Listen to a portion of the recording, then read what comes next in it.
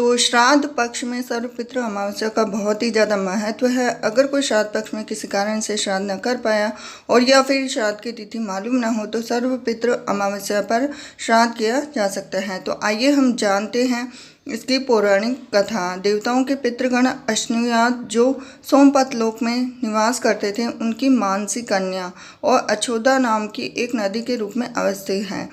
मत्स्य पुराण में अछोद सरोवर और अछोद नदी का जिक्र मिलता है, जो कि कश्मीर में स्थित है।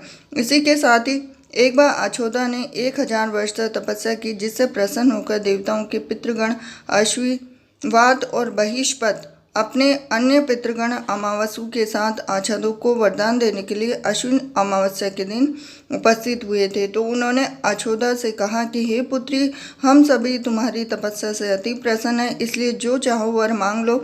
लेकिन अछोदा ने अपने पितरों की तरफ ध्यान नहीं दिया और वह अति तेजस्वी पितृ अमावसु को अपलक निहारती रही।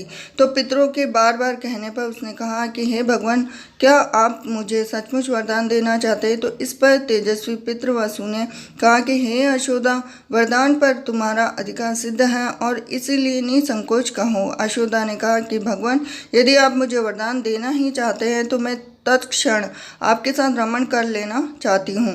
तो अछोदा के इस तरह कहे जाने पर सभी पितृ क्रोधित हो गए और उन्होंने अछोदा को श्राप दिया कि वह पितृलोक से पतित होकर पृथ्वीलोक पर जाएंगी। और पितरों के इस तरह श्राप दिए जाने पर अछोदा पितरों के पैरों में गिरने रोने लगी। तो इस पर पितरों को दया आ गई और उन्होंने कहा कि अछोदा, तुम पतित योनि में श्राप मिलने के कारण मत्स्य कन्या के रूप में जन्म लोगी।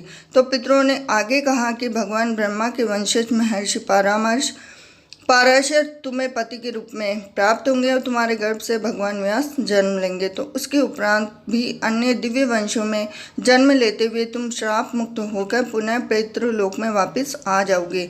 पितरों के इस तरह कहे जाने पर अछोदा शांत हुए और अमावसु के ब्रह्मचर्य और धैर्य की सभी पितरों ने सराहना की, वरदान दिया कि यह अमावस्या की तिथि अमावसु के नाम से जानी जाएगी। जो प्राणी किसी भी दिन श्राद्ध न कर पाए और केवल अमावस्या के दिन श्राद्ध तर्पण करके 14 दिनों का पुण्य प्राप्त करते हुए अपने पितरों को तृप्त कर सकते हैं। तभी से प्रत्येक माह की अमावस्या तिथि को सर्वाधिक महत्व दिया गया और यह तिथि सर्व पितृ श्राद्ध के रूप में भी मनाई जाती है।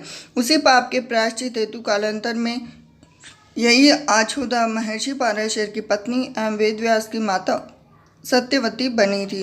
तत्पश्चात समुद्र के अंशभूत शांतनु की पत्नी हुई और 2 पुत्र चित्रांगत और विचिर्य वीर को जन्म दिया था। इसी के नाम से कलयुग में अष्टका श्राद्ध मनाया जाता है। तो ये थी 6 अक्टूबर 2021 सर्वपितृ अमावस्या की कथा। तो वीडियो पसंद आया तो वीडियो को लाइक कीजिए, चैनल को सब्सक्राइब कीजिए, बेल आइकन बटन दबा दीजिए। मिलती हूँ नेक्स्ट वीडियो में। हरे कृष्ण।